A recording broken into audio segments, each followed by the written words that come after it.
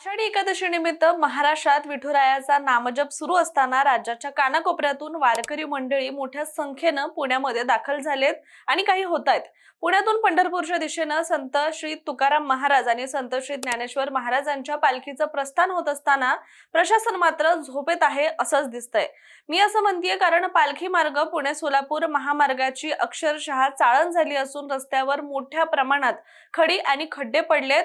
बरं, विशेष म्हणजे आपल्या प्रशासनाचं काम सुद्धा असं असतं की पहिल्या पावसामध्येच इंजिनिअरिंगचा चमत्कार मानला गेलेला प्रकल्प सुद्धा काही काळातच बाधित झाला आणि या महामार्गाचं सुद्धा तसंच काहीसं झालंय. या रस्त्यावर सुद्धा कोट्यावधी रुपये खर्च केल्याचं बोललं जातंय. त्यामुळे आता हा विषय नेमका काय आहे हे समजून घेण्यासाठी तुम्ही हा व्हिडिओ शेवटपर्यंत नक्की बघा. नमस्कार, मी रामेश्वरी आणि तुम्ही पाहताय कट टू कट. आषाढी वारी म्हटलं की आपल्या डोळ्यासमोर उभा राहतो तो लाखो वारकऱ्यांचा भक्तिमय सागर, टाळ मृदुंगांचा गजर, ज्ञानोबा तुकाराम यांचा अखंड जयघोष आणि पंढरीच्या विठुरायाच्या दर्शनासाठी पायी निघालेला भक्तीचा महासागर. आपण जाणतो की वारी ही केवळ धार्मिक परंपरा नाही तर महाराष्ट्राच्या संस्कृतीची, सामाजिक एकतेची आणि भक्तीची शेकडो वर्षाची ओळख आहे. दरवर्षी लाखो वारकरी कोणतीही तक्रार न करता ऊन पाऊस सहन करत शेकडो किलोमीटरचा प्रवास करत पंढरपूर गाठतात. अशा या वारीमध्ये संत तुकाराम महाराजांच्या पालखीचा पुणे सोलापूर मार्ग हा सर्वात महत्त्वाच्या टप्प्यांपैकी एक मानला जातो. पुणे शहरातील मुक्काम संपल्यानंतर हडपसर, लोणी काळभोर, यवत, भिगवण, इंदापूर आणि पुढे पंढरपूरकडे जाणारा हा मार्ग दरवर्षी लाखो वारकऱ्यांनी गजबजून जातो. त्यामुळे हा रस्ता केवळ राष्ट्रीय महामार्ग नसून महाराष्ट्राच्या आध्यात्मिक वारशाचा एक अविभाज्य भाग सुद्धा मानला जातो.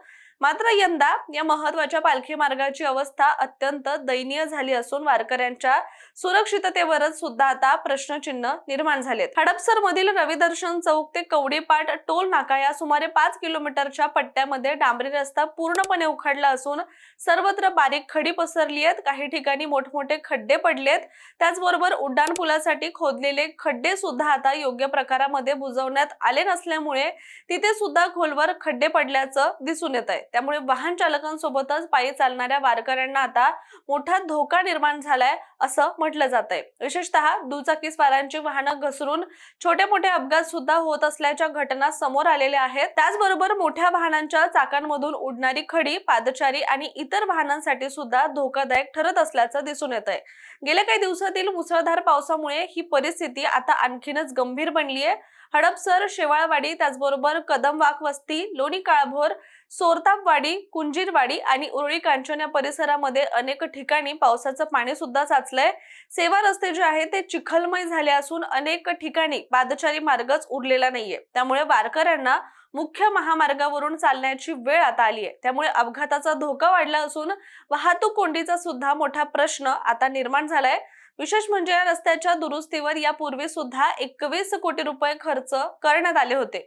मात्र गेल्याच वर्षी या कामाच्या गुणवत्तेवर प्रश्नचिन्ह उपस्थित झाले होते. निकृष्ट दर्जाचं बांधकाम झाल्याचा आरोप करण्यात आला आणि त्यानंतर पुन्हा डांबराचा थर टाकण्यात आला. मात्र यंदाच्या पावसात सुद्धा तो देखील पूर्णपणे उखडला गेला असून पुन्हा संपूर्ण रस्त्यावर बारीक खडी पसरली आहे. त्यामुळे एवढा मोठा निधी खर्च करून सुद्धा रस्त्याची ही अवस्था का झाली? कामाच्या गुणवत्तेवर नियंत्रण कोणी ठेवलं आणि याला जबाबदार कोण असे प्रश्न आता उपस्थित केले जात आहेत. दरम्यान या पार्श्वभूमीवर हवेली पंचायत समितीचे सभापती युवराज हिरामण काकडे यांनी प्रशासनावर तीव्र नाराजी व्यक्त केली आहे. त्यांनी सांगितलं की पालखी मार्गासाठी शासनाकडून दरवर्षी कोट्यावधी रुपयांचा निधी मंजूर केला जातो. मात्र प्रत्यक्षात रस्त्यावर मोठमोठे खड्डे, उखडलेल्या साईड पट्ट्या, तुटलेल्या सुरक्षा जाळ्या, त्याचबरोबर चिखलमय सेवा रस्ते, वाढलेली काटेरी झाड झुडपं आणि साचलेल्या पावसाच्या पाण्यामुळे वारकऱ्यांच्या सुरक्षिततेवर गंभीर प्रश्न निर्माण झालेत. अधिकारी केवळ पाहणी आणि बैठका घेतात, मात्र प्रत्यक्षात परिस्थितीमध्ये कोणताही बदल होत नाही असा सुद्धा त्यांनी आरोप केलाय. याचबरोबर प्रशासनाने तातडीने प्रत्यक्ष काम सुरू करावीत, अन्यथा 2 दिवसांमध्ये काम पूर्ण न झाल्यास लोकप्रतिनिधी, नागरिक आणि वारकऱ्यांसह तीव्र आंदोलन छेडण्यात येईल असा इशारा सुद्धा आता देण्यात आलाय. दरम्यान स्थानिक नागरिकांनी सुद्धा प्रशासनाच्या कारभारावर प्रश्नचिन्ह उपस्थित केलेत.